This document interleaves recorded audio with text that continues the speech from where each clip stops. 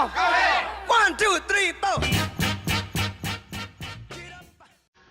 All right, David, great lesson today, great first lesson, and we're going to improve on it as well. But anyways, I got your after on the left, I got your before here on the right, so let's kind of take a look at some of the differences. So the glaring difference to me, first off, if we take the one on the left, we draw an arrow straight down from your hands. You're pretty much in the middle of that foot right there.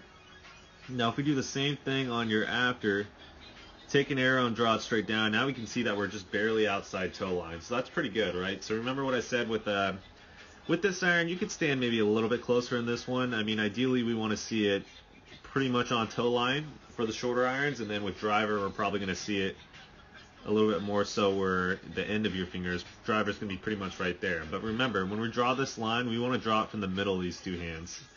But either way, you're pretty good there. That's a lot bigger difference from there as well. Now the next thing we talked about, which we didn't really emphasize, but we kind of wanted to do, so we're probably going to maybe do this a little bit, and we did it with the driver as well. We got you standing a little bit taller from your lower back spine, right? So you're kind of right around like this 134 range. You're pretty much at the same position, maybe just a little bit even more. So let me get this drawn on here perfectly. It's pretty much right around the same, right? 139, so maybe standing a little bit taller in this picture as well on the right. But that's something that we'll work on. We'll get you standing a little bit taller. Remember what I said, ideally get you right around kind of 140, 148 to kind of 152 range would be acceptable. But again, not too bad, man. Everything's looking pretty solid here. All right, so let's take your one on the right. So we're going to take you up to top of the swing. And then we're going to take this one up to the top of the swing. So we're seeing a pretty big difference there, correct? We can see that you've got a lot bigger turn on the one here on the left. Notice how there's a little bit of gap here. I like this, right? And not a very big gap here, right? So that just shows me that you haven't rotated hips back or didn't get a really big turn at all. And everything's looking pretty good up until that point. Now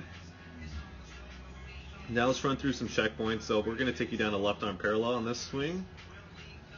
And notice how we got club shaft pointing inside ball target line. Now if we run you down to left arm parallel on this one, we can see that club shaft is pointing the correct amount outside the ball target line, right? We like the 2 to 3 inch type area, so you're doing really good there. And from there as well, we can see that the body's going to start working differently from this position as well. So as we take you down to hands level the hips, we can see that the club shaft is bisecting the forearm, which is really good. That's where we want it. If we take you to hands level hips on this one, we can see that the club shaft is running pretty much between this little window right here, right, which is more so a cut pattern and a really steep cut pattern too as well. From here we can see we'll run you to impact. We'll run this one to impact. So we can see a huge difference in impact at this position. So notice how this one, we got a little bit more of this kind of straight up and down type of look to it. If we look at this one definitely looks like we're getting a little bit more of staying in our spine angle type of look. As well as we measure the vertical swing plane on these two, I think it'd be a lot different, right? So vertical swing plane pretty much is how much has this handle raised. So let's say you're setting it up right here, your handle is raised that many degrees. And I would say your VSP is quite a bit, and we can do a little test here actually. Might as well just do it. And I could even get super specific and draw the angles if I wanted to, but I'm not going to because I think you'll be able to kind of get the gist of it once we kind of get down to impact. So our vertical swing plane has shifted that much, correct? Now let's go to your after. We're going to get your yellow for your original. And then we're going to get your blue for the after. See how it's a little bit after impact? I would say you're right around. It's not quite the same. The frame's just a little bit different, but I would say it's right around kind of here. So you're getting that vertical swing plane down. You're getting it, ideally we're going to want to see it basically at impact. We want to see the club shaft covered up by that original shaft line, which would be the yellow one. So you're not going to see any variance at all once we kind of get done with the swing change. But that's a huge change right here. You can also note hips are open to the ball target line. Shoulders are pretty much square to it at impact, which is good for a draw pattern. If we look at this one, your hips are pretty much parallel to the ball target line, and your shoulders are maybe a little bit open. So we kind of reversed the process there. That's why you were starting to see some nice little high draws.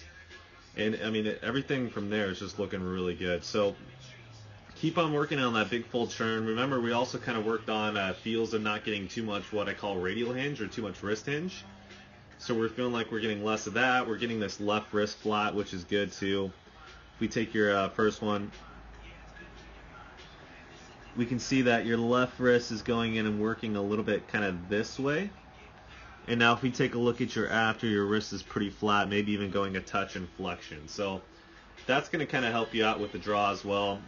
All in all, everything's looking super solid, man, with this swing right now. I was glad to see that you're starting to hit some draws as well. So keep on working on that. I would definitely, if you're going to practice, kind of maybe get some club shafts and kind of do the same path drill would help you out short term. Making sure when you're making those swings that you're not getting too much radial hinge, less wrist hinge, standing a little bit taller to the ball. And that's all I really need you to work on until next time. And then from there, we're probably going to work on, like I said, we didn't have to, but I'm probably going to get your left arm on shoulder line next time. That way we don't have to do as much. And then we're going to get your swing, we're going to get your impact looking a little bit better. Like I said, we'll get that vertical swing play and the variance a little bit smaller. And we're going to get you opening up and rotating a little bit better through the impact zone and kind of touch up pretty much from impact to follow through. We're going to get that looking pretty for you.